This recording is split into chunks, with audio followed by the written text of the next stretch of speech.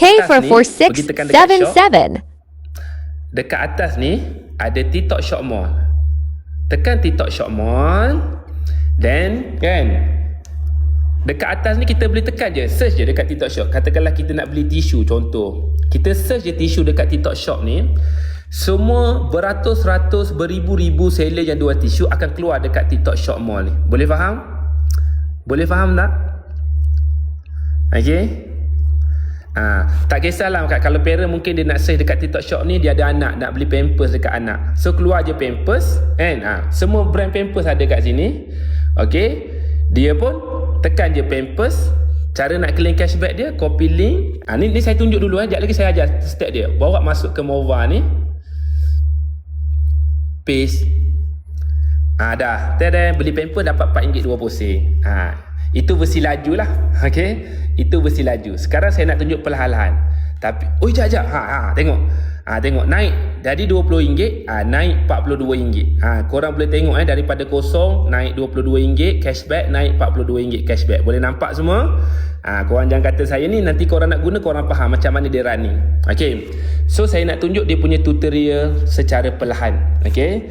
Jadi syarat dia apa? Step yang keempat, barang mesti dibeli daripada TikTok Shop Mall. Belilah semua barang dengan syarat cari dengan betul nama kedai, cari dengan betul nama produk tu, botol air ke apa semua. Barulah kalau korang nak masukkan dalam troli, barulah boleh proceed ke troli. Jadi sebab tu barang yang saya letak dalam troli saya ni semua barang yang saya dah diambil daripada shop. Sebab tu dia keluar mall. Okey, dengar baik-baik. Okey, siapa tadi jap kakak-kakak abang yang pernah beli barang dekat TikTok, komen saya jap. Saya nak verify satu perkara. Siapa tadi? Ada kakak dia kata. Okey, saya nak confirm dengan korang, betul tak bila kita dah pilih barang, step terakhir cara biasa yang kita guna, kita tinggal bayar, tekan bayar, betul? Kalau betul komen betul. Betul?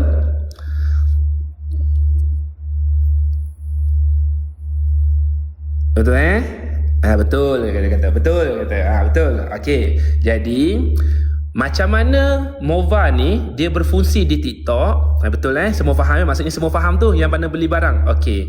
Bila akak dengan abang tadi dah follow step download Mova tadi, lepas ni dia kena buat satu step saja sebelum bayar. Maksudnya barang tu beli dekat TikTok, bayar pun dekat TikTok. Cuma sebelum bayar ada satu step. Akak dengan abang nampak tak sebelah troli ni ada panah forward ni? Kalau nampak, komen nampak. Nampak tak sebelah troli ni ada button forward? Boleh kot kita bersepakat forward. Okey. Tekan forward ni, tepi troli dalam ni TikTok Shop ni, tekan sebelum bayar, tekan forward, dia akan keluar macam ni. Familiar? Biasa keluar macam ni? Okey. Nak forward ke husband, member, tekan copy link. Okey, saya ulang step keempat. Bila dah masuk dekat TikTok Shop, dah cari barang, sebelum bayar tekan copy link kat atas ni, forward, tekan copy link, then bawa masuk ke Mova ni. Bila bawa masuk ke Mova ni, akak dengan abang tak payah tekan apa-apa dah, sebab dia dah memang link, dia akan keluar pop up macam ni. Tinggal lagi kita tekan paste. Tadan. Dah keluar dah anggaran yang commission dan cashback yang dibayar oleh TikTok. Maknanya bila kita beli barang ni, kita tekan order on TikTok. Okey, barang ni sampai dalam masa 3 hari ke 15 hari, TikTok akan release commission kita RM33. Tekan order on TikTok, tengok dia akan tolak balik push pergi pada TikTok dan tekan bayar. Tekan bayar, macam tu je.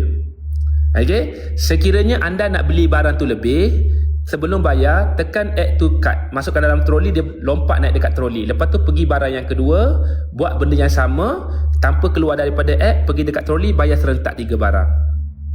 Okey, ulang balik. Pertama, barang kalau korang yang jenis suka letak dekat troli, pastikan barang tu diambil daripada shop, bukan daripada live. Tu benda basic. Tak kisah guys, ada orang cari, bang saya tak jumpa lah bang nak beli mangga papa laris. Ada, saya cari jumpa je. Dia kena cari nama kedai dia, Diheb ataupun jeruk mangga papa laris.